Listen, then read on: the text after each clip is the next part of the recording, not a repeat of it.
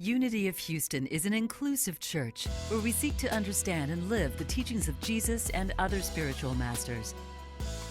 At Unity, we welcome all people from all spiritual paths and every walk of life. We celebrate the diversity of our city and of our world, and we teach love, tolerance, and oneness, seeking to live in harmony with open minds and open hearts. Wherever you are in your spiritual path, you are always welcome at Unity. Join us and discover that the life of your dreams is already within you. Do you know that there is a whole category of humor called St. Peter at the Pearly Gates jokes? Did you know this? You've heard a few of them. I've told a few of them. I got a new one. John and Louise were a happily married couple. They were well into their 80s, and they had been married more than 60 years. And thanks to Louise's commitment, and what some would say, John would say, fanatical commitment to healthy eating, they were doing great. Healthy, John was still on the golf course, Louise was still in the garden. They were doing so well, happy, healthy lives. And then one day, as these things happen in these jokes, a tragic car accident, and instantly and painlessly they found themselves at the pearly gates of heaven in front of St. Peter. And my goodness, this is so beautiful. And Peter said, well, we've been waiting for you. You're in the right book. We got you here. Welcome in. He unlocked the gates and ushered them in, took them to their beautiful mansion, marble pillars, beautiful kitchen, swimming pool, jacuzzi. They were so pleased. But it was still kind of new. And they didn't quite have the hang-up. So John said, all right, how much is this going to cost me? And St. Peter said, John, no, this is heaven. This is all yours. It's free. They continue the tour of their mansion. They walk out into the back veranda, and it overlooks the most beautiful golf course that they had ever seen. And John said, well, I'd like to get out there on that, but I don't know what the greens fees are like. And Peter said, no, John, it's all free. This is yours. You can use it whenever you like. And they continue the tour. They go to the clubhouse. And inside, in the dining room, is the most amazing buffet you've ever seen. Fat, starch, sugar, just dripping everywhere, just every, that indulgent food. And Louise said, Peter, this looks great, but we don't eat this kind of food. I mean, we'll get sick, we'll get fat, we're just not going to eat this. And Peter says, Louise, you're still not getting the concept. It's heaven. You can eat all you want, as much as you want, and you'll never feel bad, and you'll never gain any weight. John looks at everything. He looks at the hot caramel dripping down the sides of the bowl, and he looks at his wife, and he says, if it weren't for you and your blasted bran muffins, we could have been here 20 years ago. Pretty good, right?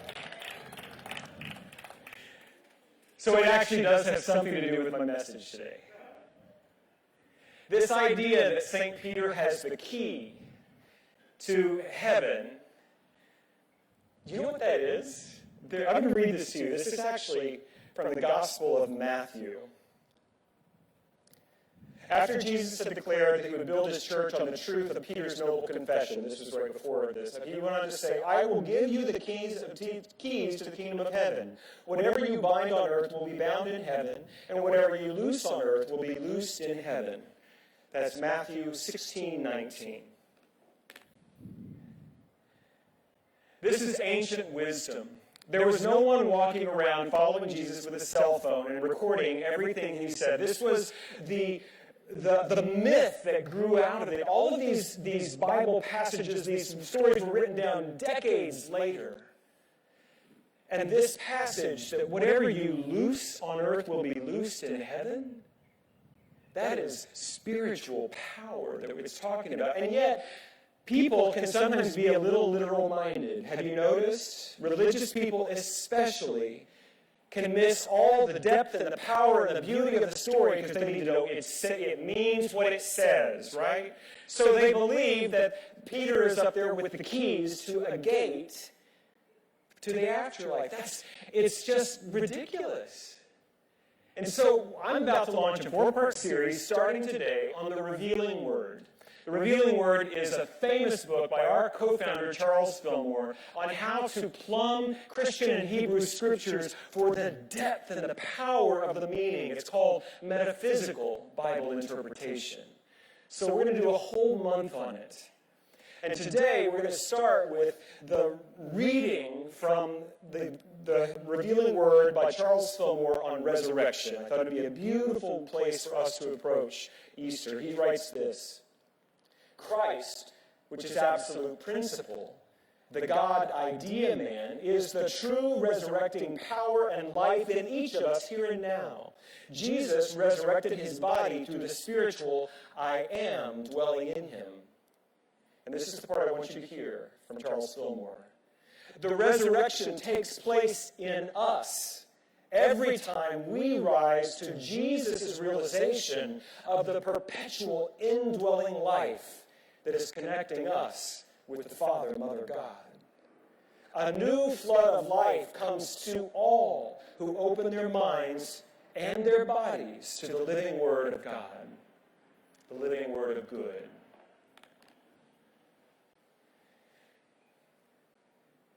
What we're here to do is to plug into the deep truths of life.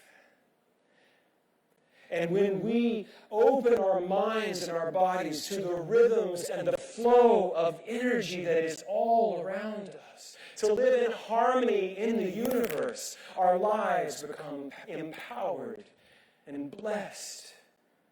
And even the dark night of a pandemic that has kept the community apart for 14 months, when we align with the spiritual truth, Easter's coming. Resurrection is coming. Can you feel the energy of our new possibility, the new chapter?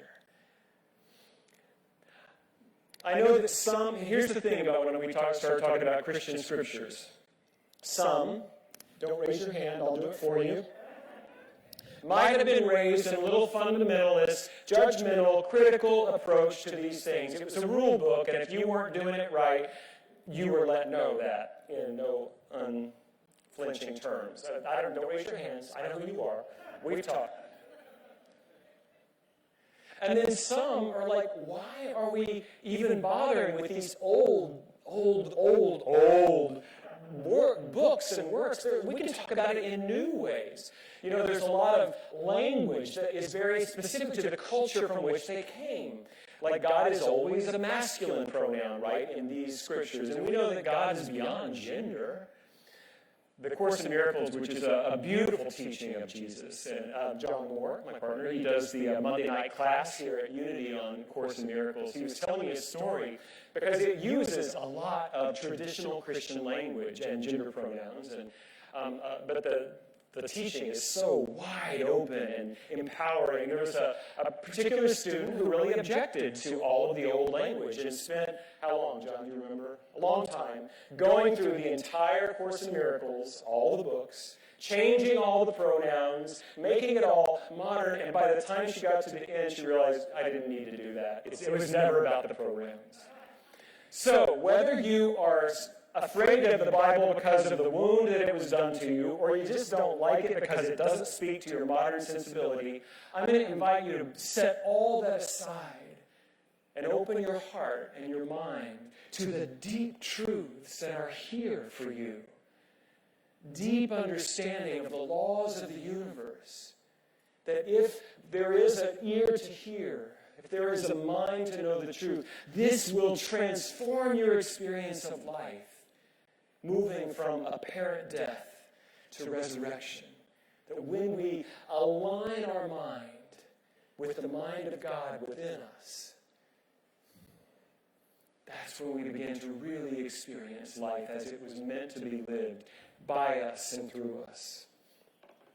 Now, as we explore this for the next few weeks, Charles Fillmore, I did an interview just recently with the new executive director for Unity Worldwide Ministries, Shad Groverland, and he talked about, Charles brought the head, and Myrtle, his wife, our co-founder, brought the heart. And I find that to be true. Charles has this absolute principle, absolute law, do this, you destroy the mortal man and the mortal mind, and you cross out anything that separates you from it, and you move into it with power. And Myrtle has a much more embracing, heart-centered, loving, relational approach. Next week we're going to talk about healing. And this is just an example of the work. They both experienced tremendous physical healings in their bodies using spiritual principles. By applying the metaphysical truths of Scripture into their lives, they healed their own bodies. And Charles was a little bit demanding upon the law of the universe. And Myrtle spoke forgiveness to the life centers in her body. So we're going to explore both of those to balance. And it comes to me that when we're talking about a metaphysical approach to resurrection today, we're left with a bit of a paradox, a bit of a dilemma, because you've heard this probably, I don't know who said it, but we're not human beings having a spiritual experience, we are spiritual beings having a human experience. So how do we stand in the truth of our spiritual being and still honor the human experience in all aspects? The losses, the disappointments, the grief. And this is what we are invited into as whole beings, head and heart. Divine masculine, which is about intention, choice, and action. Divine feminine, which is about awareness, gratitude, expansion, the ability to experience the satisfaction of life just as it is. So I was thinking about where in my life have I experienced spiritual resurrection? And many of you who've been around for a while, you know my history of addiction and recovery, but I still go to that as the most powerful example in my own life of death and resurrection, where my life was so beaten up and small that there was just nothing good. I could barely keep my head above water at the depths of my addiction. And yet I was given the gift of sobriety and recovery. And it was, I always thought that if I would just get struck sober one day and it would all just magically be different. And it wasn't that way. That I had to work with my human limitations. I had to take responsibility for my poor choices. And there were some poor choices back in those days. I had to honor my human experience as I lived into, day by day, one day at a time, the truth of my spiritual being. And it was actually the third step of the 12 steps that I wanted to share today, because I think it beautifully, for me, encapsulates this paradox in our spiritual resurrection. For those of you who don't know, the third step of the 12 steps say we made a decision to turn our will and our lives over to the care of God as we understood Him. Made a decision to turn our will and our lives over to the care of God as we understood Him. Or as my friend Chris would say, as we misunderstood God.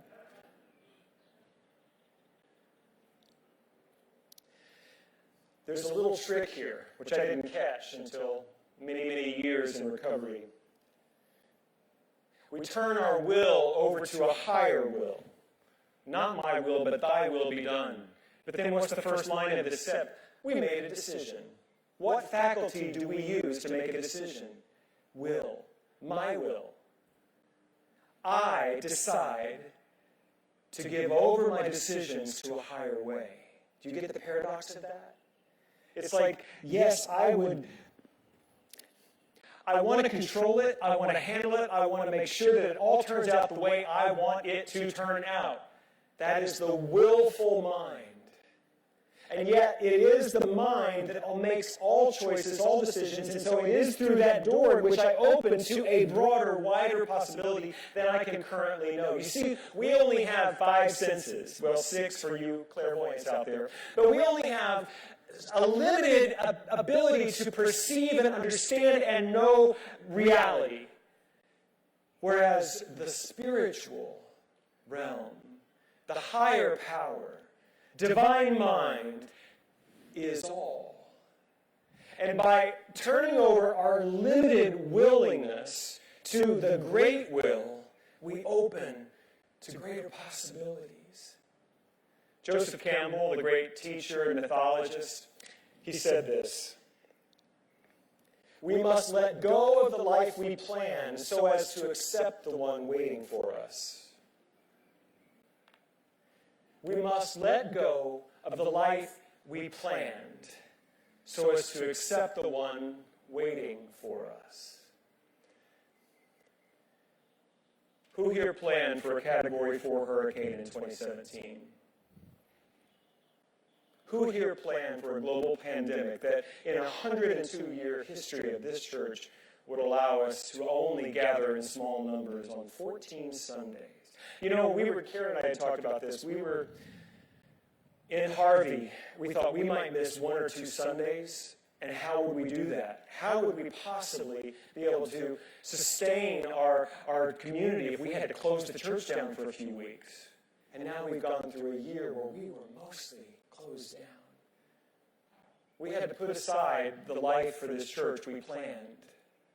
Something else was wanting to happen.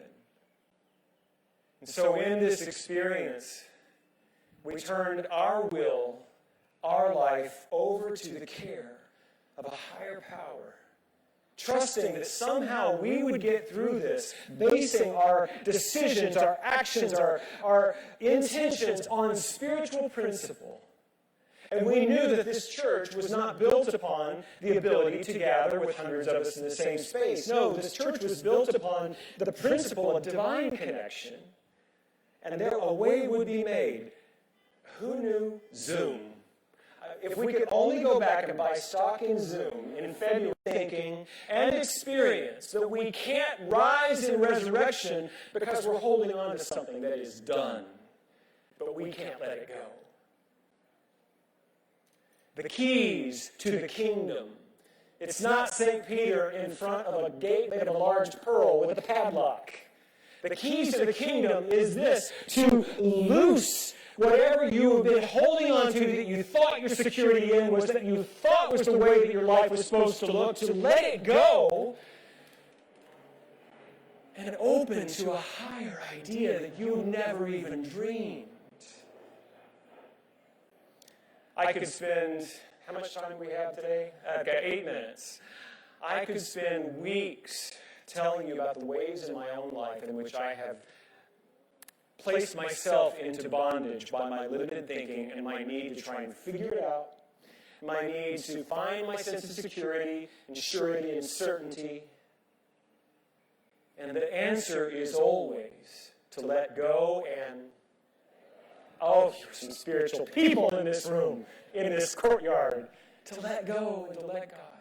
There's one thing I want to speak about today. One way in which you are giving yourself or denying yourself the key to the kingdom of your freedom. It is forgiveness. We speak of forgiveness a lot in this teaching called Unity.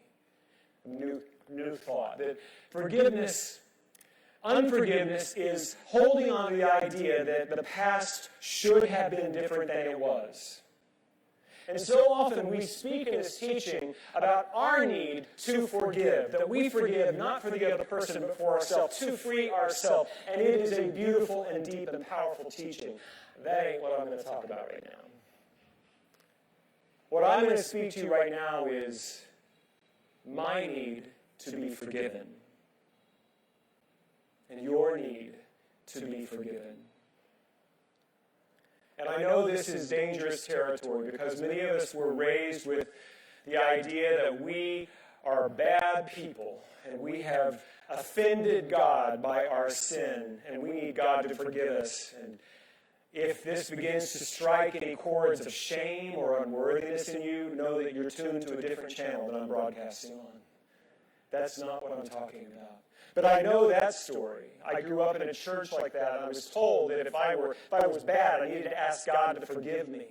And I was also told that one day Jesus was going to come back, and those who were forgiven were going to rise up in the sky, and they were going to disappear, and everybody else is going to be left here for the tribulation, which is not in the Bible, by the way. And one day I was coming home from school, I was 7 years old, second grade I think, and my mom was a stay-at-home mom, and she wasn't there. She must have stepped out, but in my 7-year-old, trying to be perfect little church boy mind, I got scared my mom wasn't home.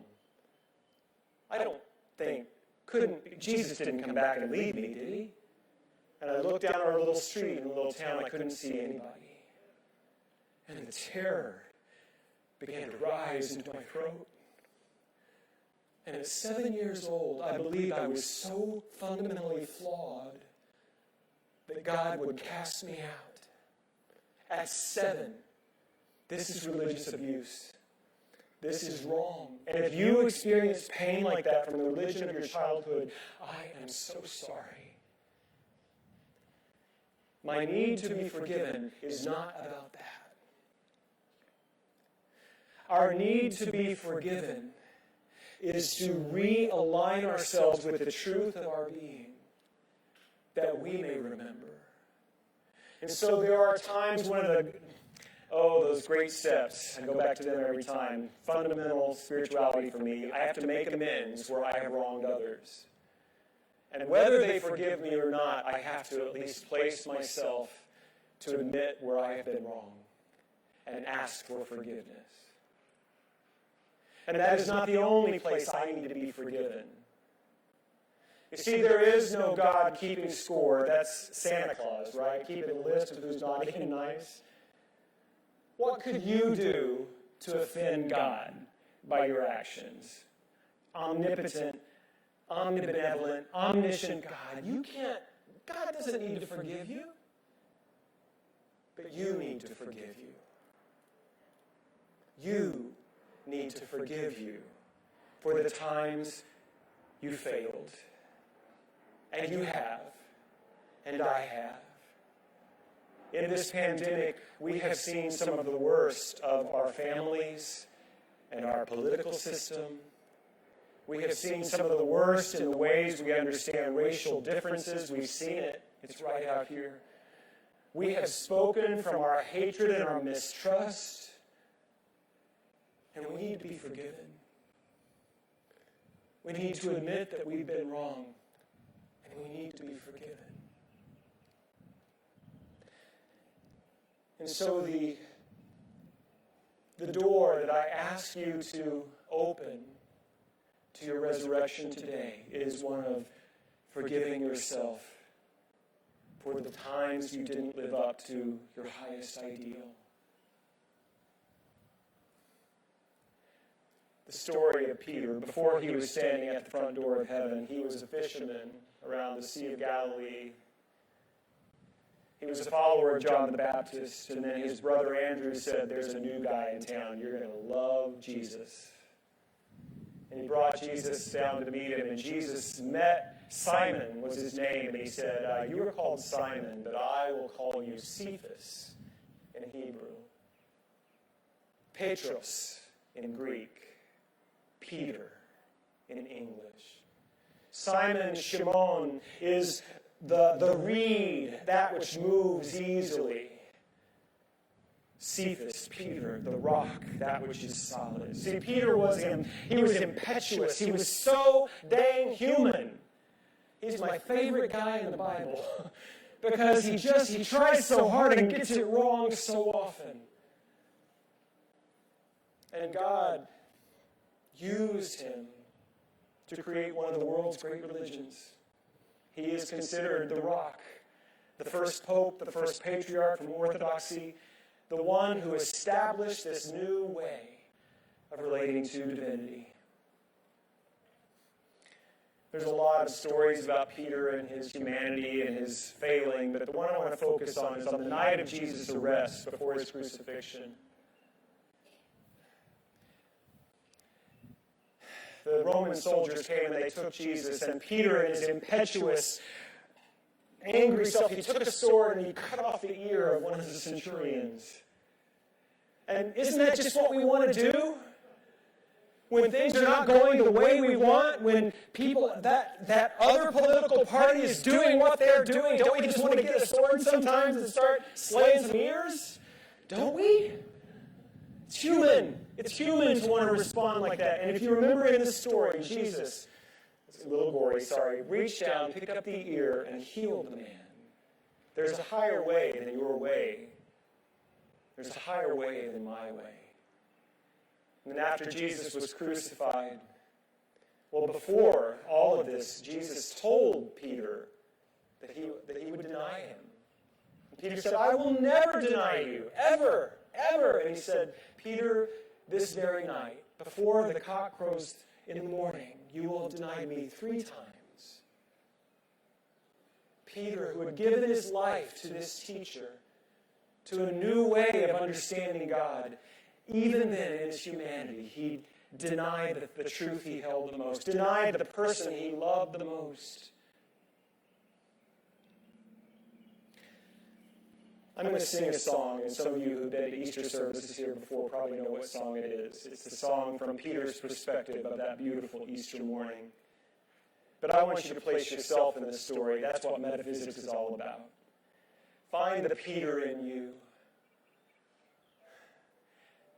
The healing we need for our rising is to make peace with our humanity and our mistakes. You know, somebody told me in AA early on, the best you're ever going to be, Michael, is human. And that's not bad. That we are. Our humanity is the doorway through which our spirituality is revealed. And so today, on this Easter morning, I bless you in your humanity. I recognize your divinity. And I invite yourself into the freedom of who you are.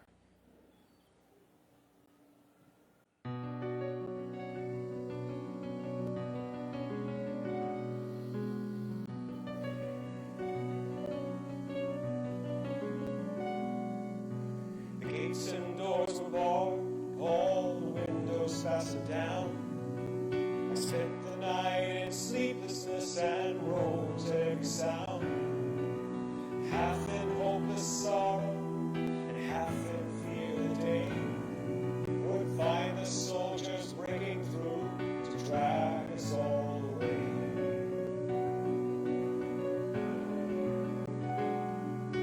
Just before the sunrise, I heard something at the wall.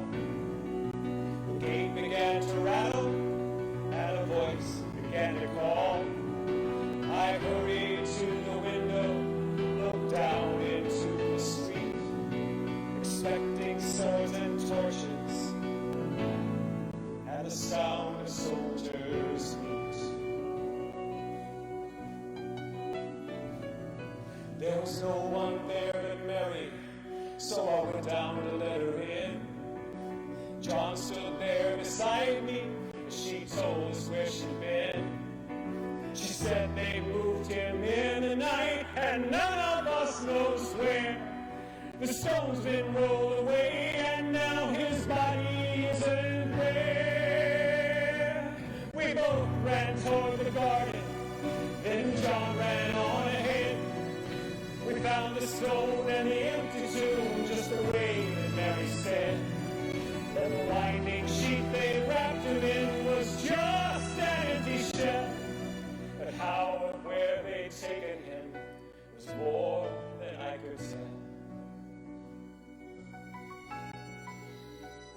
Oh, something strange had happened there, just what I did not know.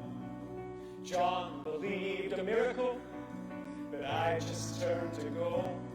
Circumstance and speculation couldn't lift me very high, 'cause I'd seen them crucify him,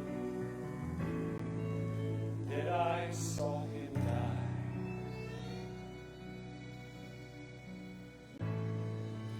Back inside the house again, the guilt and anguish came. Everything I'd promised him added to my shame. When at last it came to choices, I denied I knew his name. And even if he was alive, it could never be the same.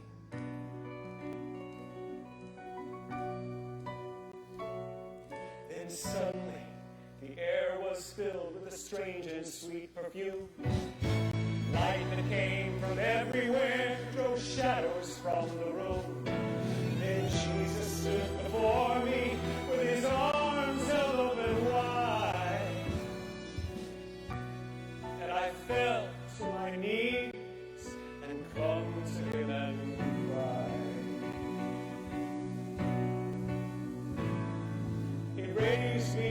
feet, and as I looked into his eyes, love was pouring out from him like sunlight from the skies. Guilt in my confusion disappeared in sweet release, and every fear I've ever had melted into peace.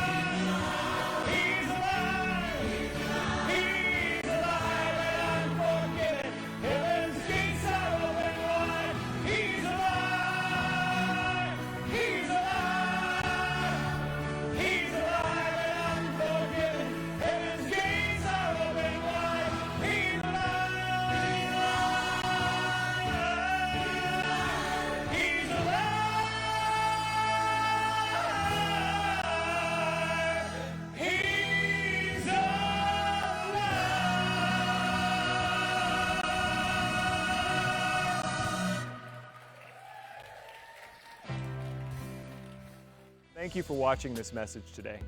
I'd like to invite you to join us in person here on campus at Unity of Houston for Sunday morning or Wednesday evening services.